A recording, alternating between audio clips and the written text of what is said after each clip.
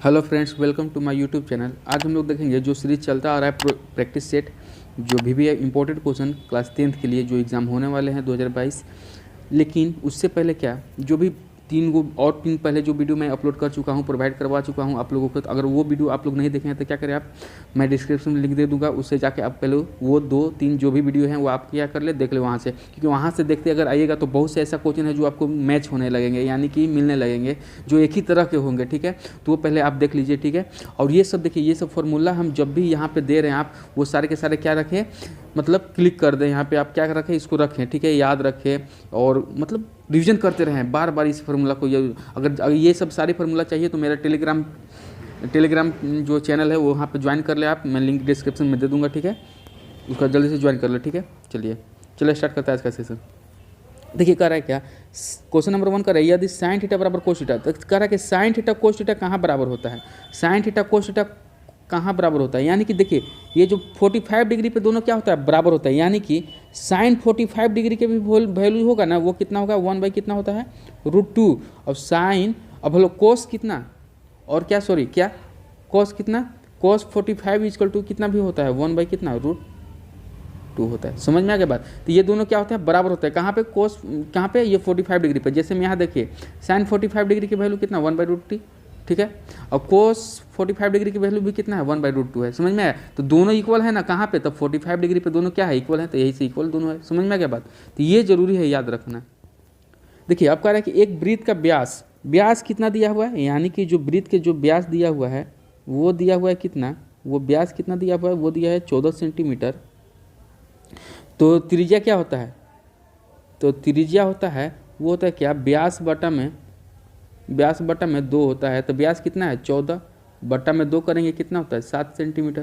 त्रिज्या कितना आ गया, 7 सेंटीमीटर हो गया। ठीक है, अब कह रहा है परिधि, तो परिधि बराबर क्या होगा, परिधि, तो वृत्त का जो परिधि क्या होता है, तो परिधि क्या होता है, वो होता है 2πr होता है। जैसे में देखिए यहाँ वृत्त का जो परिधि होता है वो कितना होता है, वो देखिए यहाँ पे वृत्त का परिधि 2πr। ये फॉर्मूला बहुत इंपॉर्टेंट है, आप याद कर ले। ठीक है, अब देखिए 2πr यानी कि 2 × पाई का वैल्यू 22 बटा में कितना, 7, इंटू आर का वैल्यू अभी निकाले हैं कितना, 7 सेंटीमीटर। तो 7 रख देंगे, 7 से 7 कट जाएगा।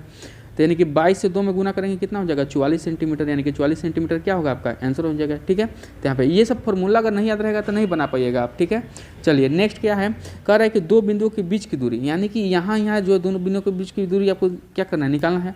तो क्या होगा, ये फॉर्मूला है आपका x2 - x1। तो यहाँ पे एक ले लेते हैं हम, मान लीजिए ये है, तो ये हम ले लिए यहाँ पे a ले लिए एक, यहाँ पे क्या हो गया, b हो गया, 2 ले लिए। ठीक है, तो a कितना है यहाँ पे, a मान लीजिए यहाँ पे कितना है, -5 है, और कितना है, 7 है, और b कितना है, -1 है, और कितना ले लेते हैं, 3 ले लेते हैं। यही है यहाँ पे जो दिया हुआ है, 2 ले लिए। ठीक है, अब देखिए यहाँ जो फॉर्मूला है, वहाँ दूरी बराबर, दूरी AB, दूरी क्या है यहाँ से हम लोगों का, AB है। तो AB बराबर यहाँ से अंडर रूट में हम लोग ले लेते हैं क्या, x2 - x1। यहाँ पे देखिए x2 - x1 का होल स्क्वायर। तो x2 कितना है मेरे पास, तो देख लीजिए यहाँ पे क्या, ये x1 y1, और यहाँ कितना हो जाएगा x2, और ये कितना होता है y2। समझ में आ गया बात। तो x1 y1 यहाँ पे कर x2 - x1 का होल स्क्वायर। तो x2 कितना है, x2 है -1, तो -1, और फॉर्मूला में माइनस है तो माइनस लगाएंगे। उसके बाद क्या है, -1 - -5, क्योंकि x1 कितना है, -5, तो -5 इसको ब्रैकेट में बंद कर देंगे। और बंद करने के बाद क्या होगा, पूरा का पूरा क्या होगा, होल स्क्वायर। ठीक है, फिर प्लस का है, प्लस का y2 - y1। तो y2 कितना है हम लोगों के पास, तो y2 कितना है, तो y2 है मेरे पास कितना, 3। यहाँ पे देखिए y2 कितना है, 3। तो यानी कि 3, और 3 के बाद कितना है, y1 कितना है, वो है कितना, 7। तो माइनस का 7 क्या होगा, स्क्वायर। अब यहाँ पे जो भी करिएगा वो -1 - 5 कितना हो जाएगा, यहाँ पे अगर होल स्क्वायर करिएगा तो कितना हो जाएगा, -1, और माइनस कितना होगा, यहाँ पे प्लस हो जाएगा, प्लस का कितना, 5 का क्या होगा, होल स्क्वायर, प्लस का 3 में से 7 जाएगा, यानी कि माइनस का कितना, 4 का क्या होगा, स्क्वायर हो जाएगा। समझ में आ गया बात। यहाँ पे कितना हो जाएगा, यानी कि 4 का क्या होगा, स्क्वायर, 5 में से 1 जाएगा 4 का स्क्वायर, प्लस ये कितना हो जाएगा, -4 का क्या होगा, स्क्वायर हो जाएगा। तो यानी कि 4 का कितना, अंडर रूट में कितना हो जाएगा, 16, प्लस कितना हो जाएगा, यहाँ पे 16 हो जाएगा, इससे प्लस कर देगा। ठीक है, अब 16 रूट में कितना हो जाएगा, रूट में कितना, 32। अब 32 को लिख सकते हैं क्या, 32 को लिख सकते हैं, देखिए तो 32 को फैक्टराइज भी कर सकते हैं, फैक्टराइज करके क्या कर सकते हैं, लिख सकते हैं। ठीक है, तो ऐसे लिखिए 16 दूना 32 लिखते थे, यानी कि 4 रूट क्या 2 लिख सकते हैं इसको। 4 रूट कितना 2, जो ऑप्शन नंबर सी है। कैसे इसको लिख दिए, तो 32 को आप फैक्टराइज कर सकते हैं, मतलब गुणनखंड कर दिए। तो 2 से कितना बार में 16, फिर 2 से कितना बार में 8 बार में, फिर 2 से 4 बार में, और फिर 2 से 2 बार में, और फिर एक बार 2 से लगा दीजिए 1 बार में। अब देखिए 2 को 2 के बाहर 2 निकलेगा, फिर 2 को 2 के 2 को बाहर 2 निकलेगा, और ये अंदर में 1 बच गया, तो अंदर में कितना होगा √2।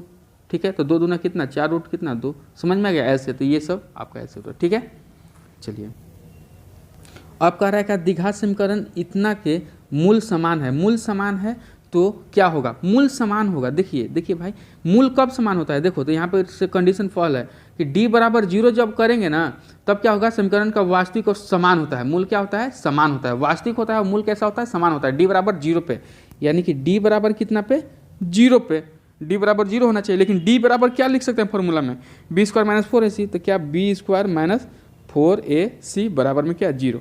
तो ये जहाँ फॉर्मूला होगा वही क्या होगा, आंसर होगा। तो कहाँ फॉर्मूला है, b² - 4ac, तो ऑप्शन नंबर ए में। समझ में आ गया बात, डी की जगह रख दिए, और बराबर 0 में क्या होता है, समान। समझ में आ गया बात, वही। अब उसके बराबर कह रहा है कि क्या दूरी क्या होगा, दूरी बताइए मूल बिंदु से। देखिए जब भी मूल बिंदु से दूरी पूछे, जब भी मूल बिंदु से दूरी पूछे, जैसे मान लीजिए यहाँ पे कितना है, मान लीजिए यहाँ पे है 2 और 3 है। ठीक है, यहाँ पे मूल बिंदु यानी कि 0 0 है। यहाँ से दूरी जब भी पूछेगा, ऐसे पूछेगा, तो डायरेक्ट फार्मूला लगा लीजिएगा। क्या डायरेक्ट फार्मूला लगाइएगा, क्या अंडर रूट में क्या लगा लीजिएगा, डायरेक्ट एकदम x² + y², ये लगा लीजिएगा डायरेक्ट। ये बहुत भी आई है, मूल बिंदु से पूछेगा दूरी तब 1.00 1 कुछ दिया हुआ होगा, तब ये फार्मूला लगाना है। समझ में आ गया, बहुत ही इंपॉर्टेंट है, याद रखिएगा। तो ये क्या करेंगे, x² y², यानी कि ये जो दिया हुआ है 2 और 3, ये क्या है x है, और ये क्या है 3 y है। तो x² y² यानी कि 2 का स्क्वायर प्लस 3 का क्या है स्क्वायर, अंडर रूट में 2 दूना कितना हो जाएगा 4, प्लस 3 तरीके कितना 9, तो रूट के अंदर कितना होगा 9 4 13, रूट के अंदर कितना 13, तो रूट का कितना होगा अंदर का 13। समझ में आ गया बात, ये बहुत ही इंपॉर्टेंट है। कब लगाना है पता चल गया ना, जब एक 0 0 दिया हुआ हो तब ये फॉर्मूला लगाना है। निम्नलिखित में किसका दशमलव प्रशांत शांत है। शांत कब होता है, देखिए जब हर में क्या, देखो हर में अगर रहेगा क्या 2 के पावर n, इंटू में 2 के पावर, इंटू में होगा 5 के पावर कितना m रहेगा, ये होना चाहिए। या फिर पहला में ई होगा तब वो सही होगा, या फिर क्या शांत होने के लिए किसका, शांत का बात है। शांत कब होगा, जब ऐसे रहेगा हर में ऐसे रहेगा, या सेकंड में खाली 2 के पावर n रहेगा, मतलब 2 के पावर कुछ का रहेगा, या फिर थर्ड में क्या 5 के पावर क्या अकेले ये रहे, या 5 के पावर कुछ 5 में पावर कुछ अकेले ये रहे, या फिर दोनों साथ ये रहे। अगर 2 के पावर n और साथ में 3 के पावर कुछ हो गया तो ये नहीं होगा। अगर 5 के पावर n है और साथ में इसका अगर मान लीजिए 5 के अगर 3 के पावर कितना है n हो गया, या 6 के पावर n हो गया, तो ये नहीं होगा। समझ में आ गया बात, क्यों, क्योंकि क्या एक साथ ऐसा रहना चाहिए, या फिर अकेले अकेले ऐसा। अगर ये रहेगा 2 के पावर n सिर्फ रहेगा, यानी कि 2 के पावर 4 आंसर रहेगा, तो ये आंसर शांत होगा। समझ में आ गया, अकेले रहेगा तो। लेकिन साथ में कोई किसी को नहीं होना चाहिए, या तो साथ में सिर्फ 2 5 रह सकता है, या 2 अकेला रह सकता है, 5 अकेला रह सकता है। समझ में आ गया, तो ये है कॉन्सेप्ट। ठीक है, तो यही चीज़ें यहाँ पे लागू होता है। देखिए शांत कौन है, तो यहाँ पे अगर इसको हम गुणनखंड करते हैं, किसको यहाँ पे गुणनखंड करते हैं, या फिर यहाँ पे देखिए यहाँ पे अगर इसको गुणनखंड हर वाला को 15 के गुणनखंड करेंगे तो क्या होगा 5 गुने कितना 3। देखिए 5 के साथ क्या आ गया 3 आ गया, ये नहीं हो सकता, ये तो अशांत हो गया। ठीक है, यहाँ पे भी ये भी कर सकते थे 7 7 49 7 343, यानी कि देखिए यहाँ 7 7 खाली आ रहा है, यहाँ 5 3 2 तो आ ही नहीं रहा है, ये भी कितना है अशांत है, ये शांत नहीं है। समझ में आ गया बात, तो यानी कि 2 को तो हम लोग देख लिए, उसके बाद और चेक करना है, यही से चेक करना पड़ेगा इसको आपको, लेकिन अंदाजा एक हम बता देंगे कैसे करना है आपको। ठीक है, देखिए अब नेक्स्ट में क्या है, नेक्स्ट में ये है, यहाँ देखिए यहाँ ये दोनों तो नहीं होगा, कट हो गया, यहाँ पे भी नहीं होगा, क्योंकि यहाँ पे सिर्फ 2 आ सकता है, 5 नहीं होगा। क्यों, क्योंकि देखिए इसके लास्ट में कितना है इकाई अंक, इसका ई हर के इकाई अंक कितना है 0 है, नहीं है, तो यहाँ 5 तो आ ही नहीं सकता है, क्योंकि इकाई अंक या तो 5 होना चाहिए या 0 होना चाहिए, तब इसका फैक्टर कितना 5 होगा। समझ में आ गया बात, यहाँ नहीं है, ये नहीं होगा। यहाँ देखिए तो 8 का अगर फैक्टराइज करेंगे तो 2 से कितना बार में 4 बार में, फिर 2 से कितना बार में 2 बार में, यानी कि फिर 2 से कितना 1 बार में। तो देखिए 2 के पावर कितना हो गया, कि गो है 3 गो है, तो 2 के पावर 3, यानी कि देखिए सिर्फ 2 के पावर n बोले थे ना कि अकेला भी रहेगा तो चलेगा। तो देखिए सेकंड नंबर में 2 के पावर कितना है n, यानी उसका मतलब क्या 2 के पावर कितना है 3 है, तो अकेला सिर्फ रहा ना, तो ये क्या हो गया शांत होगा। कौन इसमें से, ये ए नंबर ऑप्शन, यानी कि शांत कौन होगा, ए नंबर ऑप्शन। बाकी अगर ये सब रहेगा, उसके 2 के साथ कोई आ जाएगा 3, या 5 के साथ 3 आ जाएगा, या सिर्फ 3 के पावर कुछ रहेगा, या फिर 7 के पावर कुछ रहेगा, तो ये सब क्या होगा, अशांत होगा। शांत होने के लिए यही तीनों होना चाहिए। समझ में आ गया बात, ये याद रखिएगा। अब कह रहा है इतने बीच के मिलाने वाले मध्य बिंदु, मध्य बिंदु बराबर फॉर्मूला देखिए क्या होता है, x1 x2 बाई कितना 2 और y1 y2 बाई 2। यानी कि यहाँ पे अगर हम रखते हैं a b, यहाँ पे कोई p पॉइंट है, यही निकालना है हमको, ठीक है। यहाँ पे कितना है -2 और कितना है 3 है, ठीक है। यहाँ पे कितना है 4 है और कितना है 1 है, यही ना है। तो देखिए यहाँ पे अगर हमको x1 x2 निकालना है, मतलब यहाँ मान लिए हम, यहाँ पे क्या है, यहाँ पे कितना है x है y है, यहाँ पे निकालना है हमको, बीच का मध्य बिंदु निकालना है। तो क्या है यहाँ पे फॉर्मूला देखिए, x1 बाई x2। तो देखिए ये कितना है, x1 है y1 है, यहाँ पे कितना है x2 है, ये कितना है y2 है। समझ में आ गया बात यहाँ, ठीक है। तब देखिए x1 x2 प्लस 2, x1 कितना है -2 तो -2 रखेंगे। अब x2 कितना है, तो x2 है कितना प्लस का 4, तो प्लस का 4 और बाई कितना 2 इंटू में। y1 कितना है, तो y1 मेरे पास है 3, तो 3 लिखेंगे प्लस का। y2 कितना है, तो 1 है, तो 1 रखेंगे, बटा में कितना 2 है, फॉर्मूला में है, ठीक है।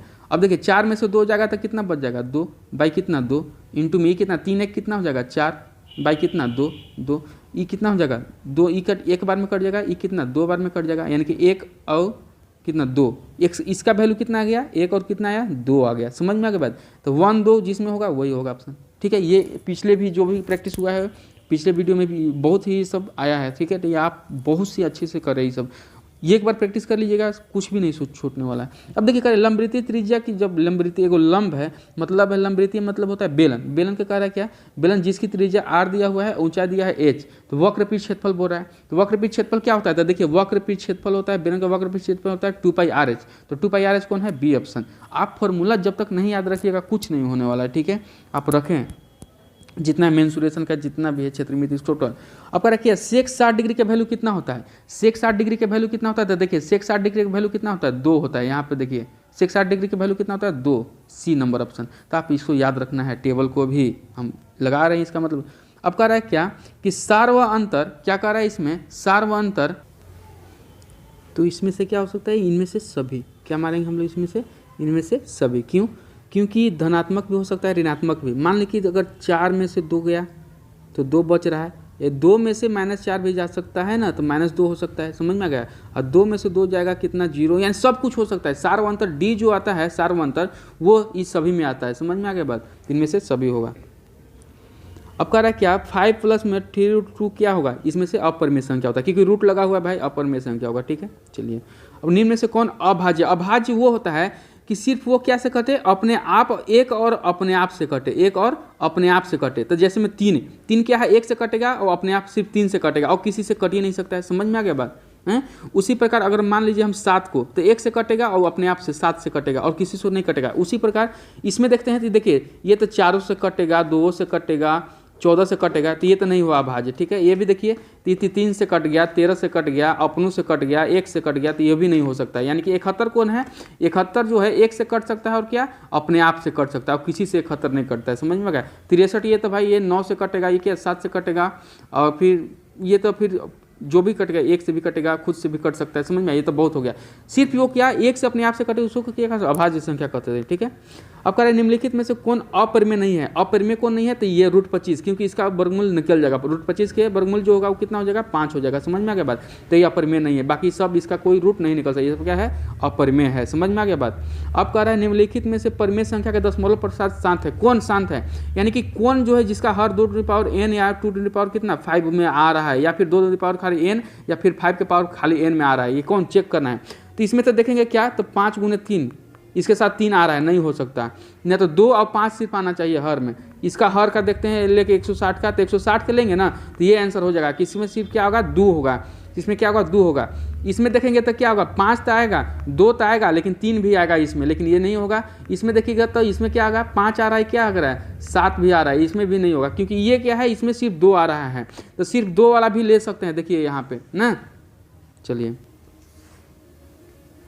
अब कह रहे 2 लगातार सम संख्याओं का महत्तम, 2 लगातार सम संख्या, एगो अगर सम संख्या 2 है तो एगो आप कितना है 4 है, ये दोनों का मसा कितना होगा, महत्तम मतलब मसा जो दोनों के काट सके, तो 2 ही जो है क्या दोनों के काट सकता है, नहीं दोनों के काट सकता है 2 ना, तो मसा कितना हो जाएगा 2, ऑप्शन नंबर सी। अब कह रहा है कि अल्फा प्लस अल्फा बीटा बहुपद इतना का क्या है, शून्यक है। तो इतना का वैल्यू हम लिखवाए थे, पहले भी वीडियो में देख लीजिएगा आप लोग, हम लिखवाए हैं। इतना का जब भी बोले, इसको एक तरह से ऐसे भी लिख सकते हैं, जब एलसीएम अल्फा बीटा ले लेंगे ना, इसको ऐसे भी लिखा जाता है अल्फा प्लस बीटा और इंटू अल्फा बीटा, ऐसे भी, यही क्वेश्चन के जस्ट ऐसे भी पूछ सकता है। लेकिन इस सब का अगर क्वेश्चन का एक इलाज है वो क्या है, ऐसे लिख सकते हैं। इसके बराबर क्या होता है, माइनस बी बाई क्या होता है, सी होता है, इतना ही का बस आंसर हो गया इसका, माइनस बी बाई सी। तो यहाँ से हम लोग लिख ए बी का वैल्यू करते हैं। ए बराबर कितना है, ए बराबर कितना है 1, और बी बराबर कितना, एक्स के बगल में, बी बराबर एक्स के बगल में कितना है 1 ही है, और सी बराबर कितना है, तो कांस्टेंट चीज जो का अचर पद कितना -2, तो कितना होता है minus B by C. Minus B by C का मतलब कितना, माइनस बी, बी के मतलब कितना 1, तो -1, और सी का वैल्यू कितना है -2, तो -2 माइनस माइनस प्लस, यानी कि प्लस में 1 बाई कितना 2, 1/2 प्लस का ए हो जाएगा। समझ में आ गया, ये बहुत ही इंपॉर्टेंट है, हम बता रहे हैं आपको, बहुत ही इंपॉर्टेंट है, ठीक है, इसको आप याद रखिएगा। अब क्वेश्चन नंबर 17 में कह रहा है कि समांतर श्रेणी का ए नवा पद इतना है, तो इसका सारा पदांतर क्या होगा, तो पदांतर तो ए हो जाएगा, क्योंकि एनवा पद इतना है तो पदांतर कितना होगा, एनवा पद, एनवा पद कितना ए एन प्लस बी कह रहा है, तो यानी कि इसका क्या होगा, यानी कि जो इसका जो सार्वंतर होगा, जो पदांतर होगा, जो वो कितना होगा, ए होना चाहिए, ऑप्शन नंबर बी। हाँ, यहाँ पे कह रहा है कि भुज क्या है, भुज और कोटि, तो देखिए एक्स और वाई, इसको एक्स को क्या कहा जाता है, इसको भुज कहा जाता है, क्या कहा जाता है भुज, इसको क्या कहा जाता है कोटि कहा जाता है, इसको क्या कहा जाता है कोटि कहा जाता है ना। ये ज्योमेट्री का सवाल है, यानी कि निर्देशांक ज्योमेट्री का, तो इसमें भुज कौन है, तो भुज उसमें जो दिया हुआ है वो दिया है 6 - 5। अब पूछ रहा है क्या भुज, तो भुज किसको कहा जाता है, इस वाला एक्स वाला को, तो एक्स में क्या है 6, तो भुज कौन है 6 है, ऑप्शन नंबर ए डायरेक्ट, ठीक है, ये कॉन्सेप्ट है, आप कर लीजिएगा। अब कह रहा है कि किस मतलब ये बिंदु जो है कितना 2 और कितना 3 किस पाद में स्थित है, मतलब कहाँ स्थित है, तो देखिए 2 3 से मतलब नहीं है, यहाँ प्लस दोनों में क्या है प्लस प्लस है, देखिए 2 भी प्लस में है, 3 भी क्या है प्लस में है, तो प्लस प्लस कौन में आता है प्लस प्लस, तो प्लस आता है प्रथम, किसमें प्रथम में, तो ऑप्शन नंबर 1, ठीक है। अब कह रहा है कि x बराबर a, तो इसका वैल्यू मतलब हमको याद मतलब ज्ञात करना किसका, ए बी का वैल्यू, ठीक है। तो देखिए x plus x minus y बराबर कितना है 2 है, और फिर x प्लस वाई बराबर कितना है हमारे पास 4 है, ठीक है। ये दोनों को जोड़ते हैं, तो जोड़ेंगे तो वाई क्या होगा कैंसिल, x कितना होगा 2x बराबर कितना हो जाएगा 4 और 2 कितना 6, तो x बराबर कितना हो जाएगा 3 हो जाएगा, क्योंकि यहाँ आएगा ना 2 से के बार में 3 बार में काट देगा, ठीक है। x बराबर 3, तो x माइनस कितना, x माइनस वाई बराबर कितना है भाई 2 है, x का वैल्यू यहाँ पुट करो किसमें, इसमें, तो 3 माइनस वाई बराबर कितना हो जाएगा 2, तो 3 और 2 इधर आ जाएगा क्या माइनस में, तो -2, और बराबर में y इधर प्लस में आ जाएगा ना इधर, तो 3 में से 2 गया y, तो y बराबर कितना हो जाएगा 1, y का वैल्यू 1, यानी कि देखिए y का वैल्यू 1 और x का वैल्यू 3, लेकिन कह रहा है x बराबर a है, तो x बराबर a है, x बराबर कितना है a है, तो x की जगह कितना लिख सकते हैं a, तो a बराबर कितना होगा 3, समझ में आ गया। और y बराबर कितना है b, y बराबर क्या है b है, y बराबर b है, तो y की जगह कितना लिख सकते हैं b, तो b बराबर कितना हुआ 1, तो यानी कि a बराबर 3 और b बराबर 1, a बराबर 3 b बराबर 1, a बराबर 3 b बराबर 1, यानी कि ऑप्शन नंबर सी, ठीक है, यही पूछ रहा था। अब कह रहा है कि समीकरण इतना इतना का मूल्यों की प्रकृति क्या होगा, मूल्यों का प्रकृति, तो डी निकालना है, पहले नंबर क्या डी निकालना है। अगर डी बराबर 0 आएगा तो वास्तविक और समान होगा मूल्य, उसका जो प्रकृति होगा कैसा वास्तविक समान होगा, और डी कितना 0 से अगर बड़ा आएगा तो वास्तविक और अलग अलग होगा उसका, ठीक है, जो मूल होगा वो जो प्रकृति होगा वास्तविक अलग अलग, और डी अगर 0 से छोटा होगा तो कोई मूल नहीं होगा, समझ में आ गया बात। तो इसी प्रकार अगर डी निकालता है, डी बराबर क्या होता है फॉर्मूला b² - 4ac, तो देखिए इसका a बराबर कितना है दिया हुआ है, a बराबर कितना दिया हुआ है, तो a बराबर दिया हुआ है मेरे पास a, x² के बगल में देखेंगे, और b बराबर x के बगल में देखेंगे, b बराबर कितना होगा, तो b बराबर है 2 और c बराबर कितना तो 4 है, ठीक है, इतना तो पता होना जरूरी है। तो d बराबर फॉर्मूला क्या होता है, तो हो रहा है क्या b² - 4ac, तो b² का मतलब b के वैल्यू कितना है 2, तो 2 का क्या करेंगे स्क्वायर, अब माइनस में 4 इंटू में a के वैल्यू कितना है 1 और c का वैल्यू कितना है तो 4 है, तो 4 लिख देंगे, ठीक है। अब देखिए 2 दूना 4, ठीक है, माइनस का कितना हो जाएगा ये 4 हो जाएगा, 4 चौका कितना हो जाएगा 16, ठीक है, तो 4 में से 16 जाएगा कितना बचेगा माइनस का कितना 12, तो यानी कि देखिए 0 -12 0 से छोटा है ना, तो देखिए थर्ड वाला, देखिए थर्ड वाला अगर 0 से छोटा डी का वैल्यू आया तो कोई मूल नहीं होगा, तो कितना है 0 से छोटा ना है, डी का वैल्यू -12 है, तो कितना है 0 से क्या होगा, ये 0 से क्या हो गया छोटा हो गया, डी का वैल्यू क्या होगा 0 से छोटा, तो कोई मूल नहीं होगा, यानी कि इसका क्या होगा इनमें से कोई मूल नहीं होगा, अवास्तविक, ठीक है, वास्तविक और असमान, अवास्तविक की कोई मूल नहीं होगा, ठीक है, तो कोई मूल नहीं होगा यानी कि अवास्तविक होगा, अवास्तविक, अवास्तविक ही ना है, माइनस में आ गया तो अब माइनस में अवास्तविक हो गया, ठीक है, यानी कि इनमें से अवास्तविक हो गया, कोई मूल नहीं होगा, ठीक है। चलिए अब इतना इतना बीच की दूरी, इतना इतना बीच की दूरी जस्ट आप इस पर क्या कर लीजिएगा, बैठा लीजिए, ठीक है, और कमेंट में इसका आंसर भेजिए, ठीक है।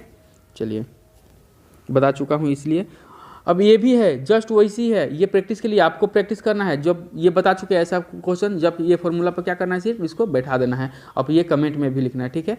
चलिए अब यहाँ पे बहुत ही नया, ये अभी तक नहीं आया है, जो भी हम तीन वीडियो अपलोड किए आप लोग को प्रोवाइड करवाए हैं, जो इसमें ये नहीं आया है। त्रिभुज के केंद्रक, ये जो केंद्रक ये है ना, ये इसका निकालने के लिए फॉर्मूला क्या होता है, ये होता है ना, एक्स और वाई का ये होता है, समझ में आ गया बात, ऐसा, ठीक है।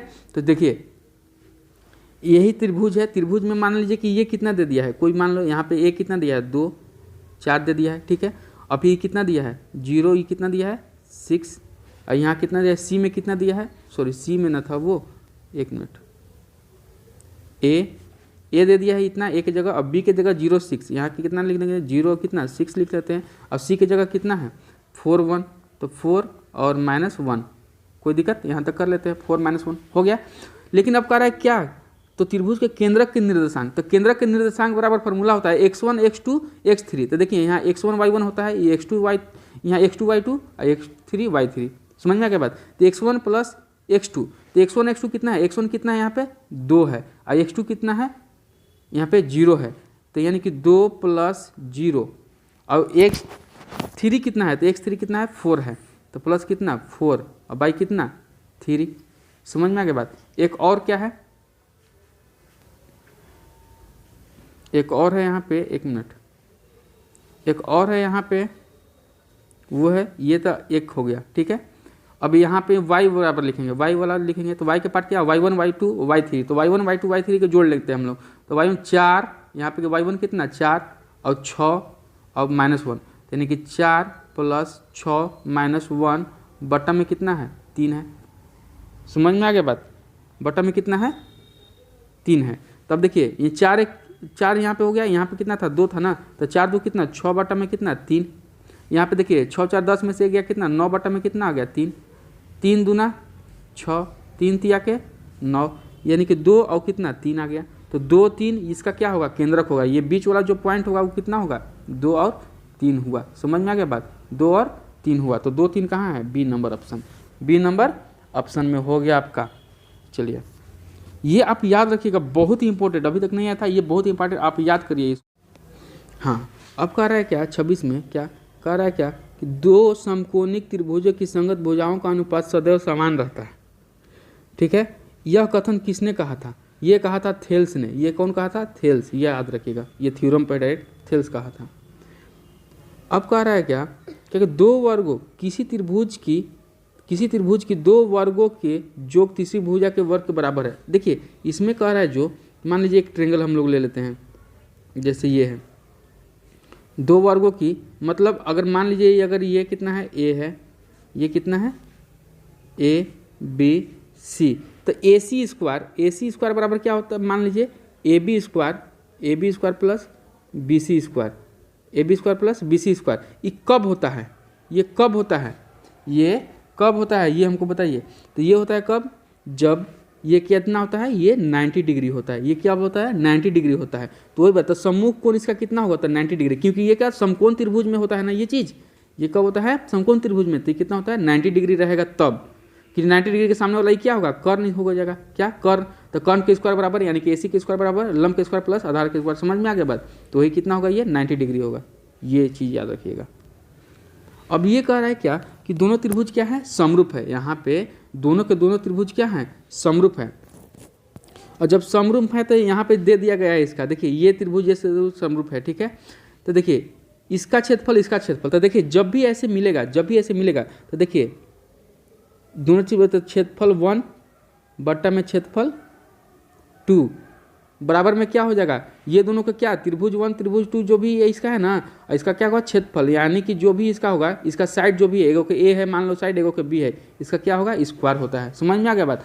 लेकिन क्षेत्रफल कितना दिया हुआ है, एक का क्षेत्रफल कितना दिया हुआ है, ये फॉर्मूला है, ये याद रखिएगा जब समरूप रहेगा तो ऐसे। तो क्षेत्रफल 1 कितना दिया हुआ है, पहला का 54 बट्टा में इसका क्षेत्रफल कुछ दिया हुआ है तो नहीं, तो क्षेत्रफल इसका छोड़ देते हैं, ठीक है, बराबर में इसका ए का वैल्यू कितना दिया है, जिसका क्षेत्रफल दिया था उसका ए का वैल्यू, क्षेत्रफल इसका इतना दिया था, ए का वैल्यू कितना 3 दिया था, तो 3 रखेंगे ऊपर में जब समरूप रहेगा तब, ठीक है।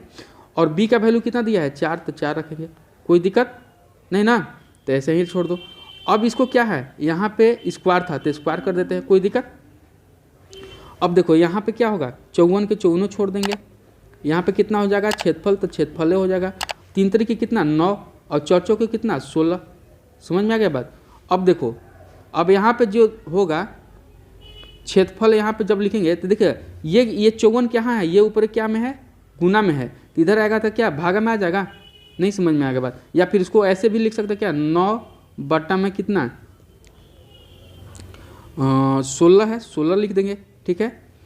तो इसको ऐसे भी लिख सकते हैं हम लोग, या फिर इसको ऐसे लिख सकते हैं, देखिए डायरेक्ट यहाँ से काट दीजिए डायरेक्ट, 9 से कितना बार में 6 बार में काट दीजिए, और ये क्या हो जाएगा मल्टीप्लाई में चल जाएगा 16 के साथ, तो क्षेत्रफल बराबर कितना होगा 16 इंटू कितना 6, तो क्षेत्रफल बराबर कितना हो जाएगा 16 6 कितना 96, कितना 96 सेंटीमीटर स्क्वायर हो जाएगा, यानी कि 96 सेंटीमीटर स्क्वायर ऐसे दिया हुआ है, ठीक है।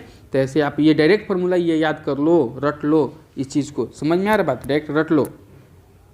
चलो अब कह रहा है क्या कि वृत्त के अंदर दिए हुए एक वृत्त की कितनी स्पर्श रेखा खींची जा सकती है। तो देखो स्पर्श रेखा कब खींचा जाएगा, यानी कि स्पर्श रेखा उसको कहते हैं, जैसे मान लो ये चीज़ है तो स्पर्श रेखा उसको कहते हैं जब मान लो यहाँ से यहाँ इस पर रख डालें, जैसे कि यहाँ से अगर मान लो इस पर डालें और इस पर डालें, यानी कि टच होना चाहिए, कट नहीं होना चाहिए, सर्कल को कट मतलब वृत्त को कट नहीं करना चाहिए, मतलब प्रतिच्छेदी नहीं होना चाहिए। लेकिन बाहर से रहेगा तब ना प्रतिच्छेद नहीं करेगा, ऐसे ऐसे गुजार देंगे बाहर से एकदम टच होते हुए, मतलब टच करते हुए। लेकिन अंदर से अगर अंदर बिंदु है, यहाँ पे बिंदु है, तो कहीं से गुजारेंगे ऐसे तो प्रतिच्छेद कर जाएगा, कट कर जाएगा वृत्त को। तो एक भी ऐसा कोई नहीं है जो स्पर्श रेखा अंदर रहेगा पॉइंट तो एक भी नहीं है, 0 रहेगा, समझ में आ गया। बाहर रहेगा तो 2, बाहर रहेगा तो 2, समझ में आ गया बात ऐसे। अब ये कह रहा है तो जब भी अब ये समरूप है तो क्या होता है, देखिए ए बी होगा इसमें, ये बराबर जैसे कि होगा जब समरूप होगा ना ये दोनों ऐसे, तो ए बी किसके बराबर हो जाएगा, ए बी जो होगा ये कितना डी के बराबर, यानी कि कितना होगा डी हो जाएगा, समझ में आ गया। उसी प्रकार बी सी भी कितना डी हो गया, अब बी सी भी क्या होगा, बी सी बराबर क्या हो जाएगा, तो बी सी किसके बराबर ई एफ के बराबर हो जाएगा। उसी प्रकार एक और हम लोग कर सकते हैं क्या, ए सी किसके बराबर हो जाएगा, तो ए सी हो जाएगा बराबर, ये जो ए सी है किसका डी एफ का, किसका डी एफ का हो जाएगा, किसका डी एफ का। लेकिन ये भी कह सकते हैं बी सी है तो बी सी के सामने वाला एंगल कितना है, ए है, कोण कितना है, ए है बराबर। और ई एफ है तो ई एफ के सामने वाला कोण कितना है, डी, तो एंगल डी भी क्या होगा बराबर होगा। जब ये दोनों साइड बराबर है तो इसका ए और डी भी बराबर होगा, समझ में आया। अब ए बी के सामने वाला कोण कौन है, ए बी के सामने वाला सी है, तो एंगल सी, और ए बी आई कितना है डी, तो डी के सामने वाला कौन है एंगल एफ, मतलब कोण एफ, तो ये दोनों भी क्या होगा बराबर। जब दोनों ई अगर भुजा बराबर है तो इतना ई कोण बराबर होगा उसके सामने वाला, जब ये बराबर है तो कोण भी मतलब बराबर होगा, समझ में आ गया। उसी प्रकार अगर यहाँ ए सी कह रहा है तो ए सी के सामने वाला कौन होगा, ए सी के सामने वाला जो कोण है वो कौन है बी है, तो एंगल कितना मतलब कोण बी बराबर में। और डी एफ के सामने वाला कौन होगा, डी एफ के सामने वाला एंगल ई है, तो एंगल मतलब कोण ई, एंगल थोड़ा इंग्लिश थोड़ा बोला जा रहा है लेकिन क्या होगा कोण ए होगा, समझ में आ गया बात। तो यहाँ पे देखिएगा कह रहा है कि जब ये दोनों समरूप है, ऐसे दे भी दिया गया है, ठीक है, ऐसे दे भी दिया गया है, तो कोण बराबर होगा, कौन सा चीज़ बराबर होगा, ए बी बटा में डी, ए बी बटा में डी, यानी कि ए बी जो है डी ऐसे है बराबर है आपस में मान लीजिए, तो कौन होगा, तो यानी कि यहाँ पे होगा देखिए A D, A angle D angle दिया है कहाँ, तो ए डी दिया है देखिए, और फिर बी और ई, तो बी ई कहीं दिया है नहीं दिया है, या फिर सी एफ भी कहीं नहीं दिया है, समझ में आ गया, एक ही को दिया है क्या एंगल डी और एंगल, समझ में आ गया बात। तो ऐसे याद रखिएगा। अब कह रहा है क्या कि क्या समद्विबाहु कोण त्रिभुज, इसमें समद्विबाहु कोण त्रिभुज ए बी सी में जहाँ सी क्या है समकोण है, ठीक है, यही दिया हुआ है ना।